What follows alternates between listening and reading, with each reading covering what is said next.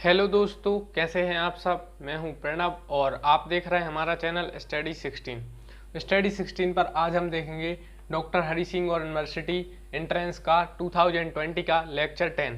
इससे पहले हम लोग 9 लेक्चर देख चुके हैं, 9 लेक्चर देख चुके हैं और उनमें हमने हिस्ट्री के क्वेश्चन देखे थे, इकोनॉमिक्स के क्वेश्चन देखे थे, पॉलिटिकल साइंस के क्वेश्चन देखे थे, कॉन्स्टिट्यूशन के क्वेश्चन देखे थे, जीके मतलब करंट अफेयर्स के भी क्वेश्चन देखे थे और भी काफ़ी क्वेश्चन देखे थे और हिस्ट्री के 2 या 3 वीडियो हो चुकी थी और इकोनॉमिक्स की भी हो चुकी थी। तो आज हम लोग देखेंगे हिंदी के, जानेंगे कि हिंदी क्यों महत्वपूर्ण है और डॉक्टर हरि सिंह और एंट्रेंस में हिंदी से किस प्रकार के क्वेश्चन पूछे जाते हैं या पूछे जाने की संभावना है। तो वीडियो को कर दें लाइक, चैनल को कर दें सब्सक्राइब और दबा दें बेल आइकन।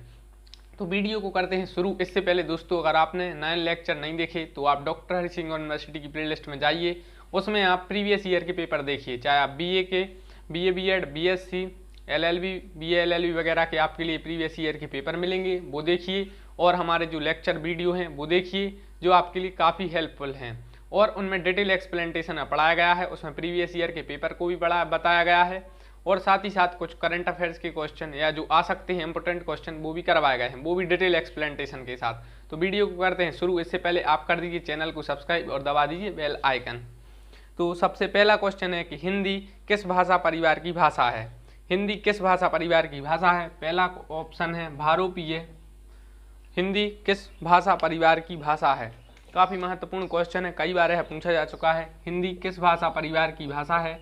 ऑप्शन में है भारोपीय, दूसरा ऑप्शन है द्रविड़,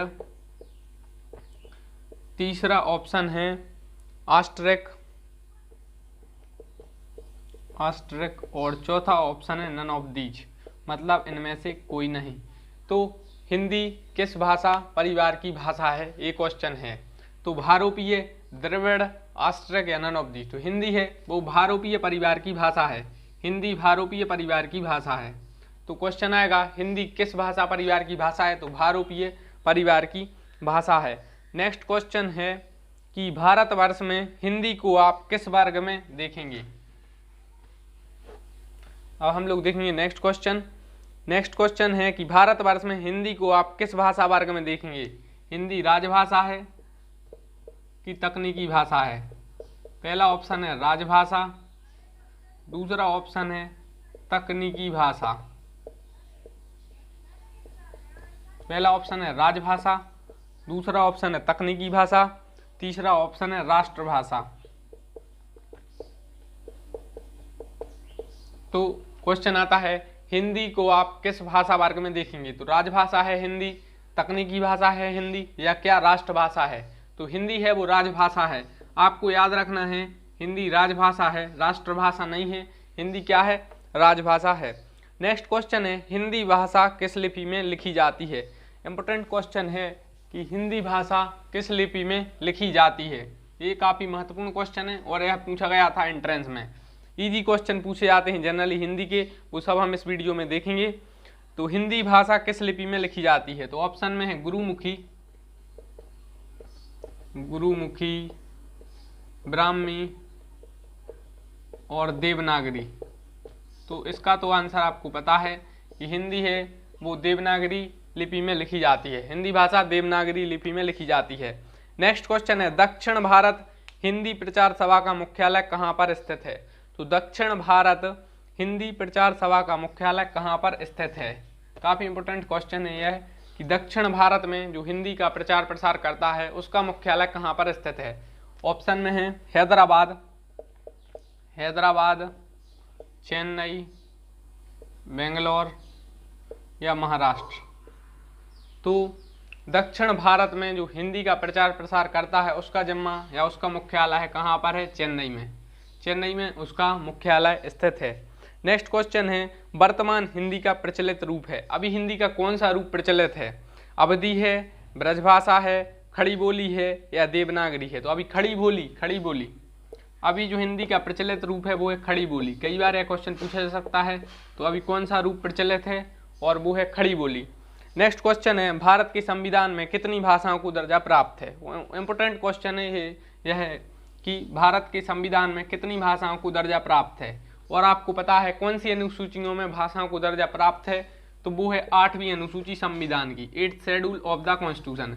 एक क्वेश्चन यह बनता है कि संविधान की किस अनुसूचियों में भाषाओं को दर्जा प्राप्त है, तो संविधान की 8 अनुसूची। एक क्वेश्चन यह बनता है कि भारत के संविधान में कितनी अनुसूचियां हैं, तो भारत के संविधान में टोटल 12 अनुसूचियां हैं और 8 अनुसूचियां हैं, जो मतलब जो 8वीं अनुसूची है उसमें भाषाओं को दर्जा प्राप्त है।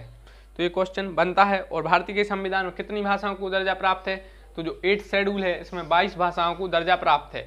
और जब संविधान लागू हुआ था उस समय 14 भाषाओं को दर्जा प्राप्त था, बाद में 8 भाषाएं और जोड़ी गई और अभी टोटल हो गई 22। तो क्वेश्चन आता है भारत के संविधान की 8वीं अनुसूची में कितनी भाषाओं को दर्जा प्राप्त है, तो 22 भाषाओं को दर्जा प्राप्त है संविधान की 8वीं अनुसूची के हिसाब से।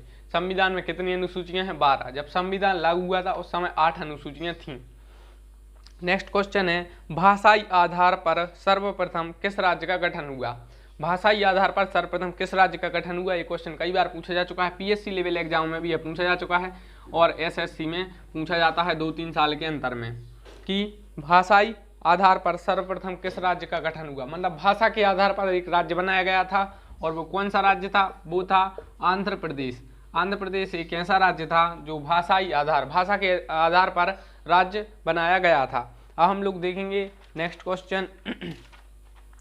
नेक्स्ट क्वेश्चन है कि पंचवटी में कौन सा समास है। काफी इंपोर्टेंट क्वेश्चन है कि पंचवटी में कौन सा समास है, तो पंचवटी में कौन सा समास है। पहले नंबर हम लोग देखेंगे पंचवटी में कौन सा समास है, उसके बाद देखेंगे नवरत्न में कौन सा समास है। पंचवटी, नवरत्न और अष्टाध्यायी।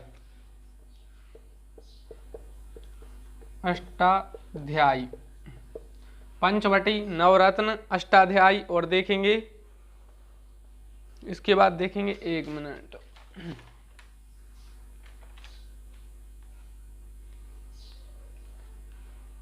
नीलकंठ।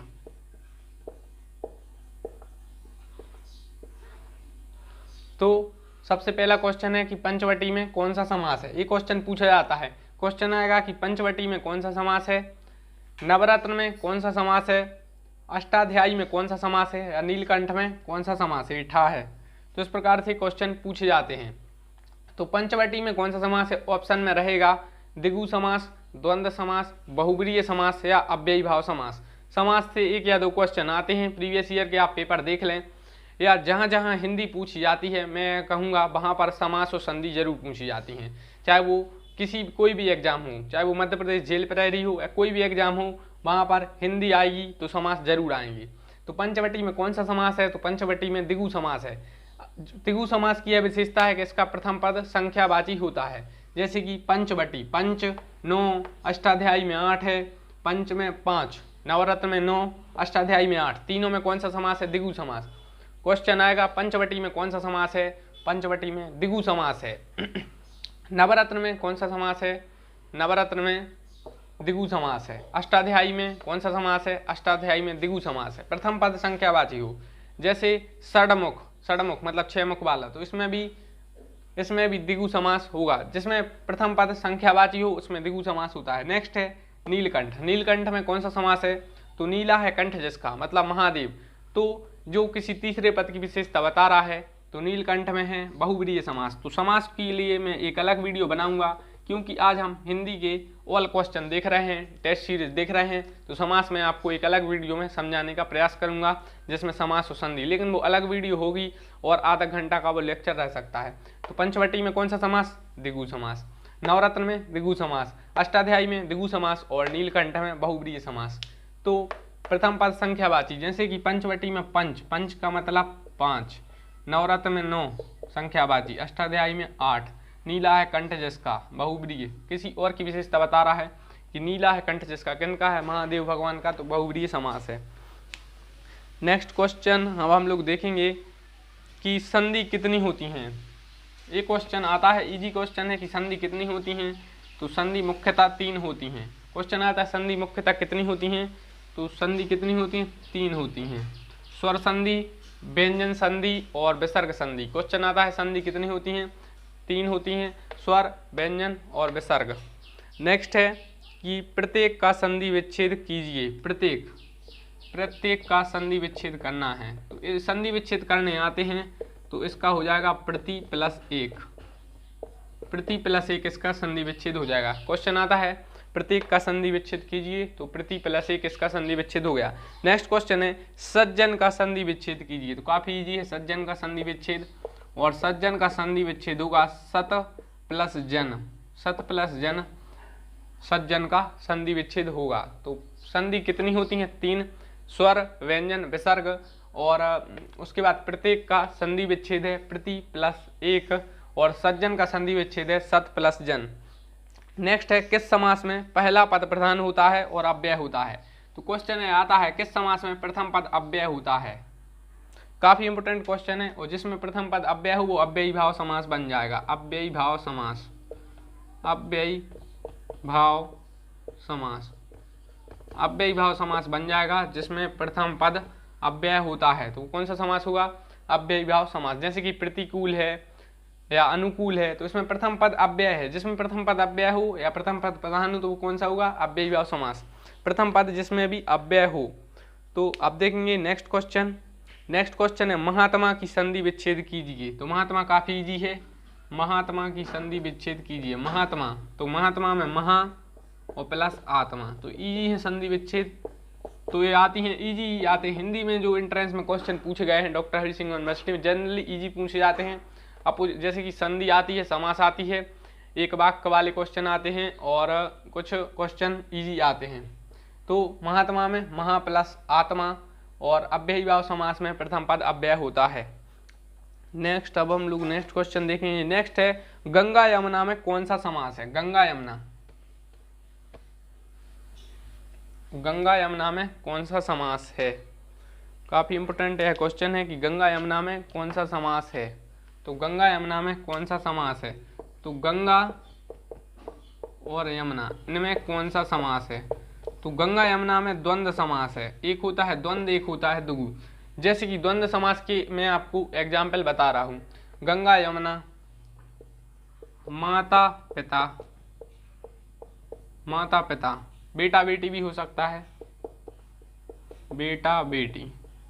तो ए लाइन दिख जाए जनरली, मैं आपके लिए ट्रिक टाइप की बता दे रहा हूँ, तो आप लोग जी समझ लीजिए कि ये द्वंद्व समास है। द्विगु में प्रथम पद संख्यावाची होता है, और द्वंद्व में ये दोनों एक साथ, जैसे गंगा यमुना, माता पिता, बेटा बेटी, पुत्र पुत्री, ये कौन सा समास हो गया? द्वंद्व समास। द्विगु में प्रथम पद संख्यावाची, जैसे कि पंचवटी, पंचवटी में कौन सा समास है? द्विगु समास है। अष्टाध्यायी, अष्टाध्यायी, नवरत्न, नवरत्न मतलब नौ रत्न, नौ, द्विगु समास। पंचवटी, पांच वट मतलब पांच वटी या जो भी, तो उसमें भी द्विगु समास। अब द्वंद्व में गंगा यमुना बराबर के चल रहा है, माता पिता बराबर, बेटा बेटी बराबर, बराबर द्वंद्व समास। नेक्स्ट है प्रतिपल, प्रतिपल में कौन सा समास होगा? प्रतिपल या प्रतिफल? प्रतिपल है, और प्रतिपल में कौन सा समास होगा ये आपको बताना है। प्रतिपल में कौन सा समास होगा? समास आपके लिए 2 से 4 नंबर दिला सकते हैं, काफी महत्वपूर्ण है, ध्यान से समास को पढ़ना है। तो प्रतिपल, प्रतिपल, प्रतिपल में प्रति अव्यय है, तो कौन सा समास हो जाएगा? अव्ययी भाव समास हो जाएगा। और एंट्रेंस में सीधा सीधा पूछ लिया जाता है कि जिसका प्रथम पद अव्यय हो वो कौन सा समास होगा। एक क्वेश्चन यही बन जाता है कि जिसमें प्रथम पद अव्यय हो उसमें कौन सा समास होगा। ऑप्शन में अव्ययी भाव, बहुब्रीहि है, तत्पुरुष दे देंगे तो बहुब्रीहि अव्ययी भाव राइट आंसर है। अव्यय यहीं से समझ में आ रहा है कि अव्यय है तो अव्ययी भाव समास हो गया। नेक्स्ट है समास का विलोम क्या होगा? One of the important question as far as doctor Hari Singh और entrance exam is concern, so you have to understand that what was the विलोम शब्द अपोजिट ऑफ समास। तो समास का विलोम शब्द क्या होगा? विलोम का मतलब होता है इंग्लिश में अपोजिट, तो समास का अपोजिट होता है व्यास। व्यास समास का अपोजिट होता है। ये क्वेश्चन मैंने देखा है कई बार, अलग अलग जगहों पर आया है, एसएससी वगैरह, और सॉरी एसएससी में नहीं आया था, हिंदी नहीं आती उसमें, तो मैंने इसको कई बार देखा है, प्रीवियस ईयर की मैंने बुक देखी उसमें, तो मैंने आपको करवा रहा हूँ। समास का विलोम शब्द कौन सा है? व्यास। नेक्स्ट है अंधकार का विलोम कौन सा है? तो काफी इजी है, अंधकार का विलोम होगा प्रकाश।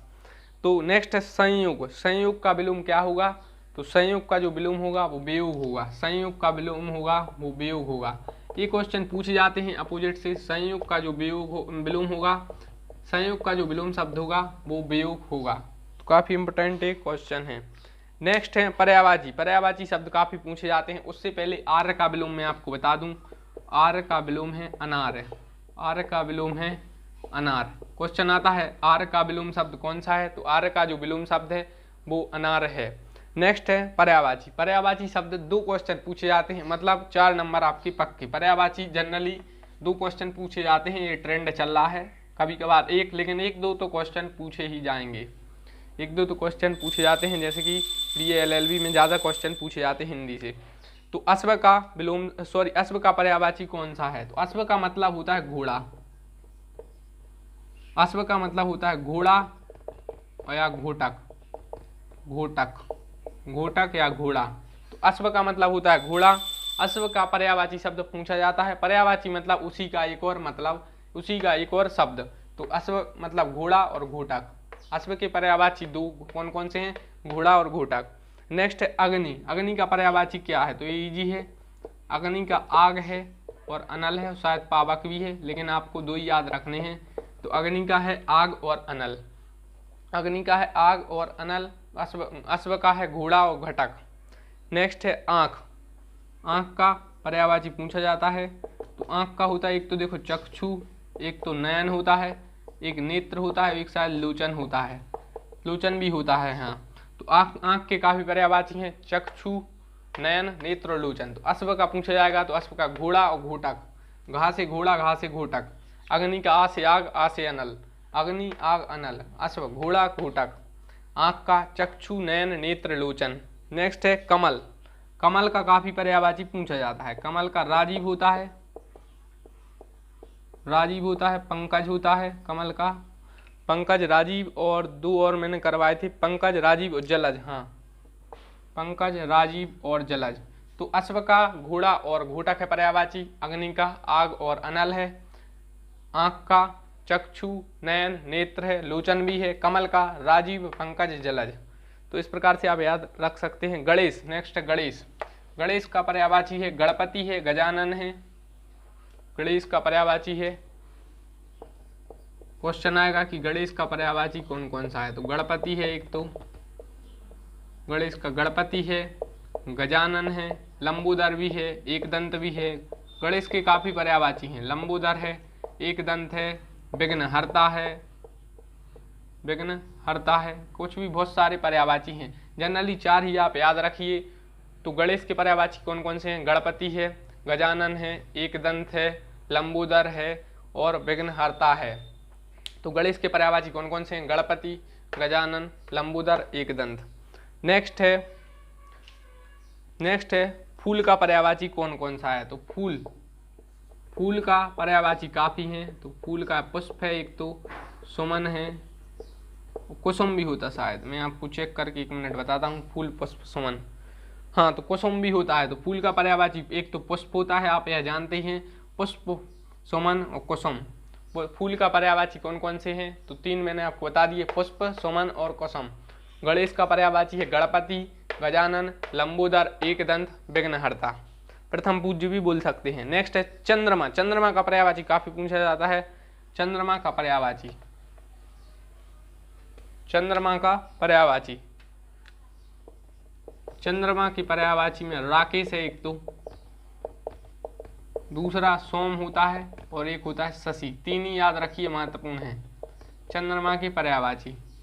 तो चंद्रमा की पर्यायवाची कौन कौन से, राकेश है, सोम है, शशि है।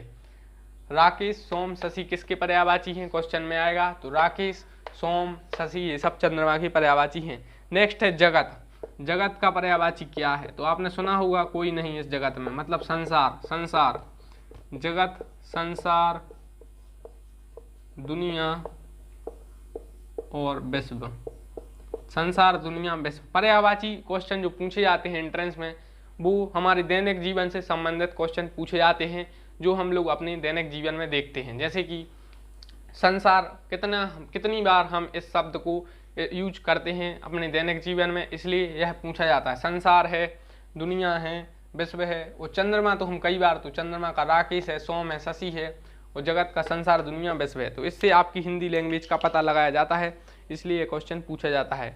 नेक्स्ट है दुग्ध का पर्यायवाची क्या है। दुग्ध मतलब दूध, दूध का मतलब क्षीर, पेय, दुग्ध के 2-3 पर्यायवाची हैं, दुग्ध के हैं जो पर्यायवाची मैं वो आपको बताता हूँ। एक तो होता है दूध, एक होता है क्षीर, क्षीर सा अगर आपने सुना होगा, और एक होता है पेय। ये किसके पर्यायवाची हैं?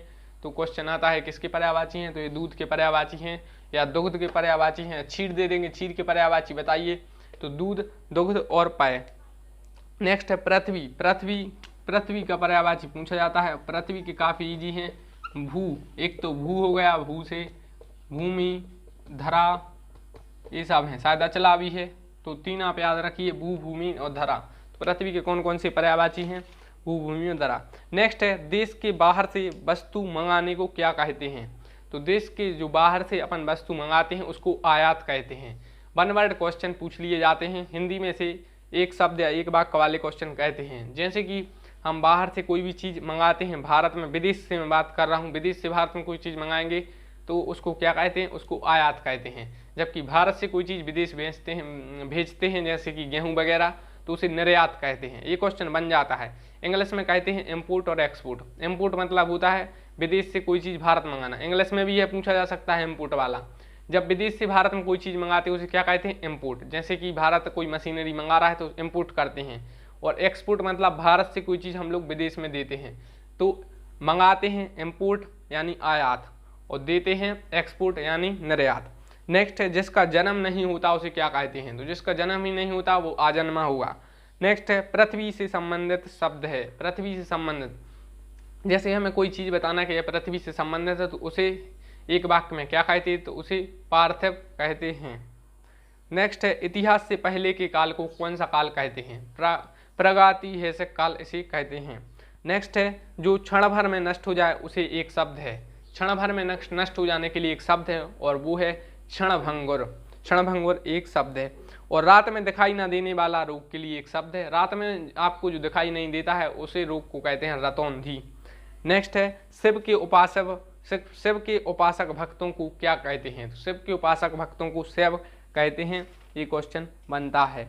नेक्स्ट है आंख से ओझल होना, आंख से ओझल होना, एक मिनट में चेक करता हूँ। हाँ, आंख से ओझल होना मुहावरा है, तो इसका मतलब है आंख से वो ओझल हो गया, मतलब वो गायब हो गया। तो मुहावरे जनरली इस प्रकार से पूछे जाते हैं। नेक्स्ट है अपना उल्लू सीधा करना, अपना उल्लू सीधा करना का मतलब क्या होगा? कहते नहीं है कि वो अपना उल्लू सीधा कर रहा है, मतलब वो अपना कार्य निकाल रहा है। नेक्स्ट है दांत खट्टे करना, दांत खट्टे करना पर्यायवाची, दांत खट्टे करना, इस प्रकार के मुहावरे पूछे जाते हैं, इनका मतलब पूछा जाता है, मतलब उसे पराजित करना। भारत ने पाकिस्तान के दांत खट्टे कर दिए, मतलब उसे पराजित कर दिया, एक एग्जाम्पल है। नेक्स्ट है ईद का चांद होना, कहते नहीं है कि वो तो ईद का चांद हो रहा है, राकेश तो ईद का चांद हो रहा है, मतलब वो बहुत समय बाद दिखाई दे रहा है, ईद का चांद बहुत दिनों बाद दिखाई देता है। नेक्स्ट है घुमक्कड़ में प्रत्यय है, प्रत्यय और उपसर्ग ये जरूर पूछे जाते हैं। तो घुमक्कड़ में जो अक्कड़ है वो प्रत्यय है, प्रत्यय पीछे लगते हैं, उपसर्ग आगे लगते हैं, तो ये भी आपको ध्यान रखना होगा। नेक्स्ट है हरिशंकर परसाई किस विद्या के लेखक हैं? हरिशंकर परसाई किस विद्या के लेखक हैं? हरिशंकर परसाई महान व्यंग्यकार हैं, इसलिए उनसे क्वेश्चन आता है वो क्या करते हैं, तो वो व्यंग्यकार हैं। नेक्स्ट है विरोधी में कौन सा उपसर्ग है? मैंने आपको अभी बताया आगे लगते हैं वो उपसर्ग होते हैं, प्रत्यय पीछे लगते हैं। तो विरोधी में बी प्लस रोधी, विरोधी में बी प्लस रोधी, विरोधी में क्या बनेगा? बी प्लस रोधी, बी प्लस रोधी बनेगा और बी उपसर्ग होगा। नेक्स्ट है निंदक में कौन सा प्रत्यय है? निंदक, निंदक में जो अक है वो प्रत्यय है, पीछे क्या लगता है? प्रत्यय, आगे क्या लगता है? उपसर्ग। नेक्स्ट है घोड़े बेचकर सोना, इसका मतलब क्या होगा? क्वेश्चन सीधा पूछ लिया जाता है मुहावरे टाइप में। घोड़े बेचकर सोना मतलब टेंशन फ्री होकर सोना, घोड़े बेचकर सोना मतलब गहरी नींद में सोना, टेंशन फ्री होकर, निश्चिंत होकर सोना। नेक्स्ट है सामाजिक में प्रत्यय है, तो समाज प्लस एक, मतलब प्रत्यय पीछे जुड़ता है, तो सामाजिक में प्रत्यय है, पीछे के शब्द सामाजिक में कौन सा जुड़ा? तो एक, एक हो गया प्रत्यय, उपसर्ग आगे, प्रत्यय पीछे। इम्पोर्ट मतलब आयात, एक्सपोर्ट मतलब निर्यात। नेक्स्ट है सद्भावना का विलोम है, सद्भावना का विलोम है, विलोम शब्द पूछे जाते हैं, सद्भावना का विलोम शब्द है दुर्भावना। नेक्स्ट है उपकार को ना मानने वाला, उपकार अपन करें किसी पर और वो नहीं माने तो उसके लिए एक शब्द है और वो है कृतधन। तो इस वीडियो में हमने हिंदी के क्वेश्चन देखे, जाने हमने हिंदी के किस प्रकार से क्वेश्चन पूछे जाते हैं, कुछ पर्यायवाची शब्द देखे, कुछ समास देखे, कुछ संधि देखी, कुछ एक वाक्य वाले क्वेश्चन देखे और साथ ही साथ कुछ विलोम शब्द देखे। तो मिलते हैं नेक्स्ट वीडियो में। उससे पहले आप कर दीजिए चैनल को सब्सक्राइब और दबा दीजिए बेल आइकन। इससे पहले आपने अगर डॉक्टर हरि सिंह और यूनिवर्सिटी के प्रीवियस ईयर के पेपर नहीं देखे तो प्लेलिस्ट में जाकर प्रीवियस ईयर के पेपर देखें। और मिलते हैं हम नेक्स्ट वीडियो में और किसी एक टॉपिक को डिटेल में देखेंगे। अभी तक हमारे 10 लेक्चर हो चुके हैं, इससे पहले 9 लेक्चर अगर आपने नहीं देखे तो वो जाकर देख लीजिए। और भी हमने कुछ वीडियो बनाई हैं करंट अफेयर्स की, इकोनॉमिक्स की, हिस्ट्री की, पॉलिटिकल साइंस की, कॉन्स्टिट्यूशन की और भी कुछ सब्जेक्ट की। तो मिलते हैं नेक्स्ट वीडियो में। Thanks for watching the video, but you can please subscribe the channel and like the video. Thanks for watching us.